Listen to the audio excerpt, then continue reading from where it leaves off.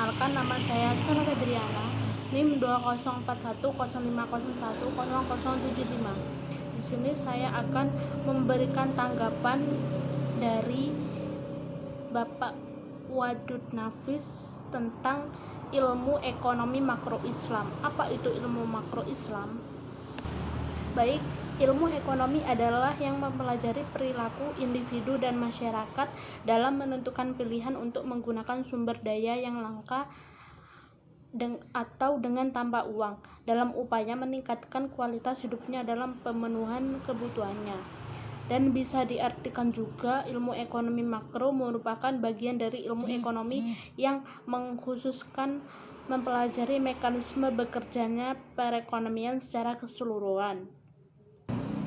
Selanjutnya, definisi ilmu ekonomi adalah menurut bahasa ilmu ekonomi merupakan ilmu yang berasal dari bahasa Yunani, yaitu oikos dan nomos, di mana oikos mempunyai arti keluarga atau rumah tangga, sedangkan nomos diartikan sebagai peraturan atau hukum, sehingga oikos dan nomos diartikan sebagai ilmu pengetahuan yang mempelajari tentang bagaimana manusia mengatur rumah tangga atau bagaimana menjalankan manajemen di dalam rumah tangga.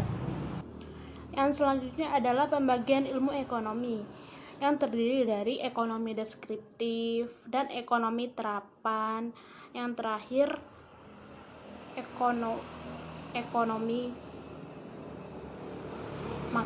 ilmu ekonomi.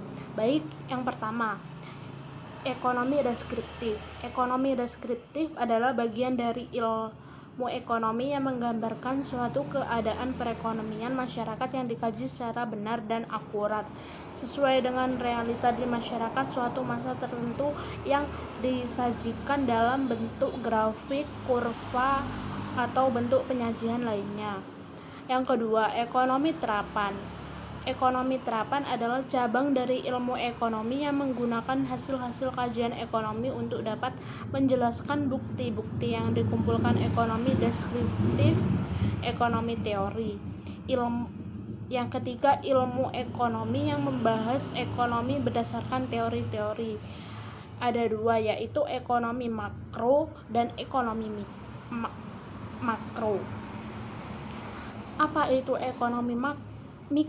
Ekonomi mikro adalah yang membahas tentang aktivitas ekonomi dan berfokus pada tindakan agen individu dalam ekonomi, seperti rumah tangga, pekerja, dan bisnis, dan aktivitas individu sebagai produsen, permintaan, penawaran, dan struktur pasar termasuk ke dalam analisa ekonomi yang masuk dalam kategori mikro.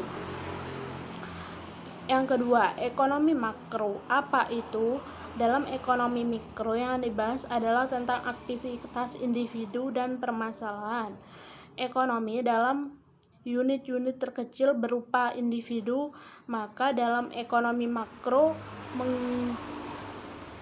menganalisa variabel-variabel total seperti pendapatan nasional, investasi,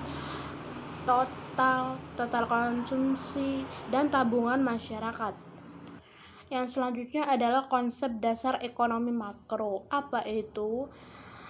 Di sini konsep dasar ekonomi makro ada 7. Yang pertama, 1. Pendapatan dan pengeluaran. 2. Pengangguran. 3. Uang dan fungsinya.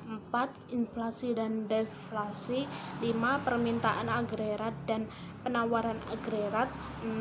Keseimbangan LS dan LM. Yang terakhir, yang ketujuh, yaitu ekspor dan impor. Dan yang terakhir adalah perbedaan ekonomi makro dan mikro. Di ekonomi makro yaitu 1. Kebutuhan tenaga kerja secara keseluruhan. Sedangkan ekonomi mikro, kebutuhan tenaga kerja suatu perusahaan. Yang kedua, jumlah produksi nasional. Dan yang di ekonomi mikro adalah jumlah produksi suatu perusahaan. Dan yang terakhir di makro adalah harga barang atau jasa keseluruhan. Sedangkan di ekonomi mikro adalah harga setiap barang. Sekian, cukup. penjelasan dari tanggapan ilmu ekonomi makro menurut saya. Apabila ada kesalahan, mohon dimaklumi dan mohon disimak dengan baik-baik. Sekian, akhir wakalam. Wassalamualaikum warahmatullahi wabarakatuh. See you. Muah.